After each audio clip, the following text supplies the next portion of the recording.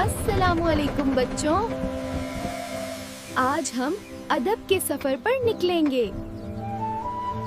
अहमद और फातिमा ने जल्दी में आना तो सीखा, मगर आज वो अदब का असल मतलब जानेंगे। अहमद, जरा ठहरो, वो सीट अम्मा के लिए छोड़ दो। जी फातिमा, आप ठीक कहती हैं, अम्मा पहले बैठेंगी। शाबाश अहमद, अदब यही है कि हम बड़ों का एहतराम करें। अल्लाह तुम्हें खुश रखे बेटा। अदब सिर्फ लफ्ज नहीं, किरदार की पहचान है। अदब में खुशबू है जो दिलों को महका देती है।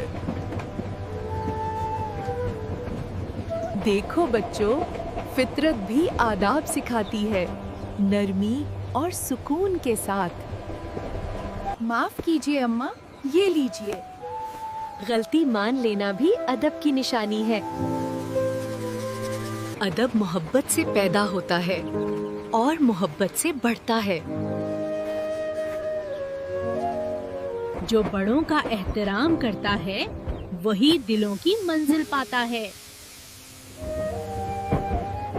अदब वो जेवर है जो वक्त के साथ नहीं, आमाल के साथ बढ़ता है।